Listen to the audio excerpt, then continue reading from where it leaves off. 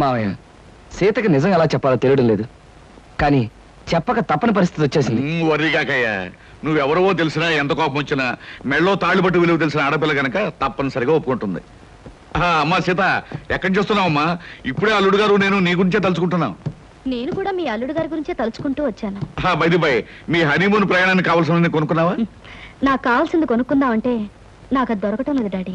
It's all right, వెళ్ళేది ఢిల్లీ కదా, కావాల్సినవన్నీ అక్కడే కొనుక్కోవచ్చు. అవును, మనకు కావాల్సినవన్నీ అక్కడే కొనుక్కోవచ్చు సీత, యూ డోంట్ వరీ. మాకు ఢిల్లీ టికెట్స్ ఎంత కొన్నారు డాడీ? 1500 చిల్లరైందమ్మా. అంటే మన ఆఫీస్ లో ఒక సేల్స్ మెన్ జీతం అంతే కదండి? అంతే అయి ఉంటుంది. I don't know what uncle, మీ సేల్స్ మెన్ కి ఎంత ఇస్తారో ఆయన అడగడం దేనికి? పుచ్చుకునేది మీరేగా. Sita, what are you talking? Shut up! అబద్ధాలు కట్టుకథలు చెప్పి నన్ను మోసం చేస్తావా?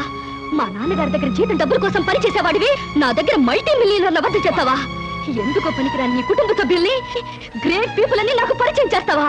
నా మెళ్ళలో తాళిబొట్టుకి మోసం, అబద్ధం, కుట్రని 3 ముళ్ళు వేసి నా బ్రతుకుని అన్యాయం చేస్తావా? అమ్మా సీత, ఆవేశపడ.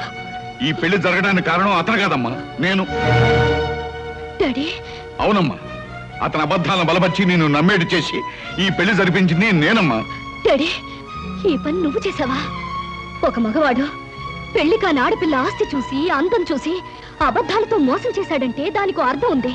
కానీ ఒక కన్న తండ్రి సొంత కూతుర్ని పరాయి మగాడితో నాటకవాడి పెళ్లి జరిపించాడంటే బహుశా లోకం ఇదే మొదటిసారనుకుంటాను. పసితరం నుంచి అమ్మలే నన్ను పెంచి పెద్ద చేసి అడిగింది కాదనక, కోరింది లేదనక నన్ను ఇంతదాన్ని చేశావు. ఇప్పుడు ఆయనతో కలిసి నాటకవాడి నన్ను ఎందుకు మోసం చేశావు? ఎందుకు మోసం చేశావు డాడీ? మంచి ప్రశ్న వేశావమ్మా, చాలా మంచి ప్రశ్న వేశావు. కానీ ఈ ప్రశ్న అడిగే ముందు జరిగిన విషయాలు ఏమిటో ఒక్కసారి గుర్తు తెచ్చుకో. ఒక ఆడపిల్లకు ఉండవలసిన మర్యాద, సాంప్రదాయం మర్చిపోయి పేపర్లో మొగుడు కోసం ప్రకటనలు వేయించింది నువ్వు. ఆ ప్రకటనలు చూసి వచ్చిన కృష్ణను సెలెక్ట్ చేసుకుంది నువ్వు.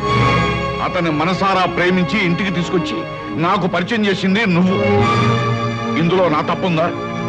కృష్ణను చూశాక ఇంటర్వ్యూ పేరుతో నువ్వు పొరపాటుగా ప్రవర్తించిన, మొగుడు సెలక్షన్ అంటూ పొగరమోతుగా ప్రవర్తించిన, ఓ మంచి మనిషిని ఎంచుకునేటట్టు ఆ భగవంతుడు చేశాడని ఆనందించానమ్మా. అడ్డదారిలో వెళ్ళినా నేను ఆశించినట్టుగా గమ్యానికి చేరుకుంటున్నావని సంబరపడ్డానమ్మా. అందుకే ఈ పెళ్లి జరిపించడానికి నేను కొన్ని అబద్ధాలు చెప్పుంటాను. ఇది ఏ రకంగా తప్పమ్మా? అంటే మోసం చేసి ఆయనతో పాటు? సీత, మళ్ళీ మళ్ళీ అతను మోసం అను. పెళ్లికి ముందే నీతో చెప్పాలనుకున్నాడు, కానీ నేనే చెప్పొద్దన్నాను. ఇది తప్పేమోనన్నాడు, కానీ ఇది తప్పనిసరని నేనే ఒప్పించాను. సీత, భగవంతుడు నిన్ను ఏ మోసగాడి చేతిలోనో పడేయకుండా ఒక మంచి మనిషి, మనసున్న మనిషి చేతిలో పెట్టినందుకు నేను సంతోషించానమ్మా. All right daddy, all right. జరిగిన దానికి కారకురాల్ని నేనేనంటావు, అన్ని చేసింది నేనేనంటావు. ఆల్ రైట్, ఇప్పుడు కూడా నేను చేయాల్సిందేదో చేస్తాను. సీత, ఏం చేస్తావు? నాకు విడాకులు ఇస్తావా? మంగళసూత్రానికి విలువిచ్చేదాన్ని విడాకులు ఇస్తానని అనను. కాకపోతే ప్రస్తుతం మన హనీమూన్కి వెళ్ళడం లేదా, మీ ఇంటి కాలుమగలుగా వెళ్ళబోతున్నా. అక్కడ నేను ఏం చేస్తానో, ఎలా ఉంటానో ముందు ముందు మీకే తెలుస్తుంది. కృష్ణ, ఈ మొండిది తిక్కది మీ ఇంటికి కాపురానికి వచ్చి నిన్ను ఎన్ని కష్టాలు పెడుతుందో, మీ సంసారంలో ఎన్ని కలతలు రేపుతుందో అనే భయంగా ఉందయ్యా. మావయ్య, మీరేం భయపడకండి. జీవితంలో ఎలాంటి ఛాలెంజ్నైనా ఎదుర్కొని విజయం పొందటం నాకు అలవాటే. మీ అమ్మాయి విషయంలో కూడా నేను గెలుస్తాననే నమ్మకం నాకుంది. కాకపోతే ఆనాడు రాముడు సీతను అగ్నిప్రవేశం చేయించాడు. ఈనాడు మీ సీత ఈ రాముడిని అగ్నిప్రవేశం చేయించబోతుంది. ఆ అగ్నికి ఏమాత్రం చెక్కు చెదరకుండా పవిత్రమైన మనిషిగా బయటకొస్తాననే నమ్మకం నాకుంది మావయ్య. డాడీ, నేను అత్తవారింటికి వెళ్తున్నాను. అమ్మ సీత, నిన్ను ఆడంబరంగానూ ఆర్భాటంగానూ పంపించాలని జరిగిన అబద్ధం పెళ్లికి ఇలా వెళ్ళటమే సరైన పద్ధతి. పదండి. సీత, నీ ఆస్తి అంతస్తు చూసి నిన్ను పెళ్లి చేసుకోలేదు. నువ్వెక్కడి నుంచి ఏమీ తీసుకురావడానికి వీల్లేదు. కట్టుకున్న చీరతోనూ, నేను కట్టిన తాళితోనూ, కట్టుకున్న మొగుడుతోనూ నువ్వు నీ పుట్టింటి నుంచి బయలుదేరి రావాలి. That's all. కమాన్.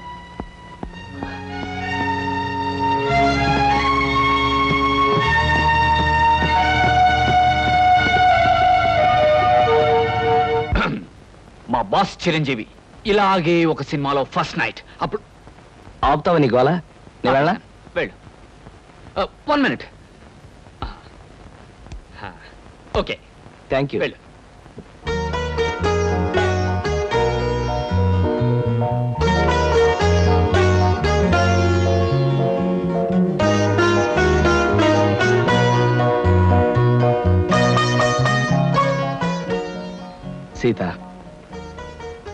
మగాడికైనా ఆడదానికైనా జీవితంలో ఈ తొలి రాత్రి అనేది ఓ మరపురాని మధురమైన అనుభవం అంటారు. ఈ అనుభవంతో మనుషుల్లో ఆత్మీయతలు పెరుగుతాయి, ఒకరినొకరు పూర్తిగా అర్థం చేసుకోవడం జరుగుతుంది. సీత, నేను నీకు ఎన్నో అబద్ధాలు చెప్పుండొచ్చు, కానీ ఒక్కటి మాత్రం నిజం. నేను మనస్ఫూర్తిగా మనసారా నిన్ను మొదటిసారి చూసినప్పుడే ప్రేమించాను. I love you Sita, I love you. మీరు నన్ను ముట్టుకోవడానికి వీల్లేదు. సీత, అవును, తాళి కట్టారు గనక లోకం ముందు మీకు భారీగా తల ఉంచే ఉంటాను. కానీ నా మనసును మోసం చేశారు గనక నేనెన్నటికీ మీకు దగ్గర కాలేను. సీత, ఏమిటి అర్థం లేకుండా? అవును, లోకం దృష్టిలోనూ అందరి దృష్టిలోనూ మనం భార్యాభర్తలుగా ఉంటాం, కానీ శారీరకంగాను మానసికంగాను ఒకరికొకరు దూరంగానే ఉంటాం. అంటే ఇది నువ్వు నాకు విధించే శిక్ష? అవును, నన్ను మోసం చేసినందుకు, అబద్ధాలతో నన్ను పెళ్లి చేసుకున్నందుకు మీరు శిక్ష అనుభవించి తీరాలి. ఆల్ రైట్ సీత, నేను నిన్ను ప్రేమించి పెళ్లి చేసుకుంది పవిత్రమైన భావంతోనే తప్ప కామంతో కోరిక తీర్చుకోవడానికి కాదు. నా మీద మనసు లేని నిన్ను ఎన్నటికీ తాకను. ఏదో ఒక రోజున నన్ను అర్థం చేసుకుని నువ్వు నా దగ్గరికి రావాలే తప్ప నేను మాత్రం నీ దగ్గరికి రాను. అంతవరకు లోకం దృష్టిలో మాత్రమే నీకు భర్తగా ఉంటాను. Good night. శంకరం, శంకరం,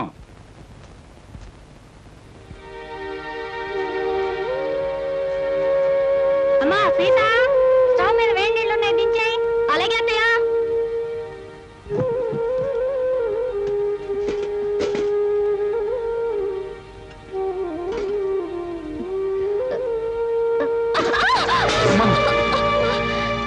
ఏమిటమ్మా సీత, చేతులు కలియా?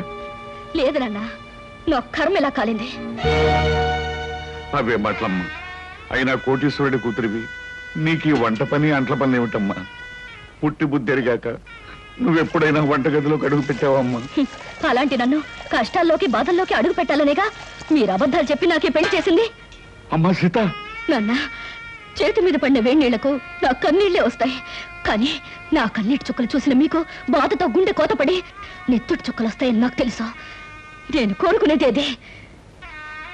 అమ్మా సీత, ఓ మంచి మనిషితో నీ పెళ్లి జరగాలని నేను తాపత్రయపడ్డానే తప్ప నువ్వో పని మనిషిలాగా అలవాటు లేని అడ్డమైన పనులు చేయాలని నేను కోరుకోలేదమ్మా. 2000 జీతంతో 6 మంది ఉన్న కుటుంబాన్ని పోషించే ఒక మధ్యతరగతి మనిషి ఇల్లాలు అన్ని పనులు చేసే తీరాలన్నా. ఇది నువ్వు కన్నబిడ్డకు చేసిన మహోపకారం. పార్వతి, పవిత్రమైన కళ్యాణి రాగం లాంటి వార్త తీసుకొచ్చానే. ఎక్కడ? అరే బావగారా, ఎంతసేపు అయింది వచ్చి? ఇదేమిటి ఇక్కడ నిలబడ్డారు? రండి కూర్చుందాం. రండి రండి, కూర్చోండి. నమస్కారం అండి. నమస్కారం. బావగారు పళ్ళు తీసుకొచ్చారు. అన్నీ మీ అమ్మాయికైనా మరి మాకేమైనా ఉన్నాయా? నీకే బావగారు. ఆహా, పొద్దున్నే గుమ్మం తగిలి పడిపోయారని తెలిసింది. పలకరించి వెళ్దామని వస్తూ పళ్ళు తీసుకొచ్చాను. నానోయ్, గుమ్మం తగిలి పడితేనే బుట్టడు పళ్ళు పట్టుకొచ్చారు. ఇంటి మించి పడ్డావంటే లారీ నిండా పంపిస్తారేమో. ఒకసారి ట్రై చేయకూడదు? రే, లారీ పళ్ళ కోసం నేను ఇల్లెక్కి కిందకు దూకాలంట. మొహం మీద కొట్టానంటే ముఖారు రాగంలో మొత్తుగా ఎడుస్తా వేదావా. నమస్కారం అన్నయ్య గారు. నమస్కారం అమ్మా. ఇదేనా రావటం? ఇంత ముందే వచ్చానమ్మా. కాఫీ తీసుకొస్తా. వద్దమ్మా, మీతో ఒక విషయం చెబుదామని వచ్చాను. గాంధీనగర్ లో నాకు ఒక ఇల్లు ఉందమ్మా. అది నౌకర్లు చాకర్లతో అన్ని సదుపాయాలు గల ఇల్లు. ఊరికినే పడాడటం ఎందుకు, మీరందరూ కలిసి దాంట్లో మారితే బాగుంటుంది అని అనిపించిందమ్మా. ఏమిటి, నౌకర్లు చాకర్లు అన్ని సదుపాయాలు ఉన్న ఇల్లా? ఛాయరాయ కీర్తన లాంటి శుభవార్తని కాస్త ముందెందుకు చెప్పలేదు బావగారు? రేపే ఇంటికి మార్చేద్దాం. అవునా? చక్కగా ఒక గదిలో నువ్వు తలుపులు మూసుకుని సంగీతం పాడుకోవచ్చు. మరో గదిలో గదుల మాట ఎలా ఉన్నా నౌకర్లు సౌకర్యాలు ఉంటే సీతకు నాకు పనులు తప్పుతాయి. తప్పకుండా మారిపోతాం అన్నయ్య గారు. వద్దత్తయ్య గారు, మా నాన్నగారు అభిమానంతో చెప్పొచ్చు కానీ మనం అక్కడికి వెళ్ళడం చిన్నతనం అనుకుంటున్నావు తల్లి. అభ్యాదేం లేదమ్మా. అద్దెళ్లలో దిక్కుమాలు చావు చస్తూ 6 రాగంలో ఏడుస్తూ బతికే కన్నా హాయిగా మన ఇంట్లో ఉండడం మంచిదమ్మా. అది కదా మావయ్య గారు, అక్కడికి వెళ్ళడం వల్ల ఒక నష్టం ఉంది. ఏమిటది? మా వంశంలో ఆడపిల్లలు కన్నవారిచిన కొంపలో కాపురం పెడితే కాపురం పెడితే ఆ అమ్మాయి తాలూకు మావగారికి ప్రాణగండమట. అమ్మో నాకే. ఇంతకు ముందు ఒకరిద్దరు అలాగే పోయారు కాదు నాన్న? ఏమిటి బావగారు, మీకు ఈ విషయం ముందే తెలుసా? సంగీతంతో నేను చిత్రహింసలు పెడుతున్నానని మా వధ ఉంటున్న మాటలు మీరు నమ్మేసి నా ప్రాణాలు తీసేద్దాం అనుకున్నారు అనమాట. నాన్న, నువ్వు ఆ. పోతే మీ అందరం ఎంత చక్కగా హాయిగా బంగ్లాలో ఉండొచ్చు. మా గురించి ప్రాణత్యాగం చేయనన్నా. త్యాగం చేయడానికి ఇది ప్రాణం అనుకున్నావా, పంచాలు లుంగి అనుకున్నావా? మామిడి పండుతో కొట్టానంటే మలై మారుతరాగంలో ఎడుస్తావు వేధవా. బావగారు, మీ అమ్మాయి ఏ ఏ పనులు చేస్తే నా ప్రాణానికి గండం వస్తుందో ఒక లిస్టు వేసి ఇవ్వండి. అవి చేయకుండా నేను జాగ్రత్త పడతాను. నాన్న, అభిమానంతో మీరు చేయబోయిన సహాయాన్ని వద్దన్నందుకు నన్ను మన్నించండి. నా నుదుటినిలా రాసి పెట్టినందుకు మేమంతా ఇక్కడే ఇలాగే ఉండాలి.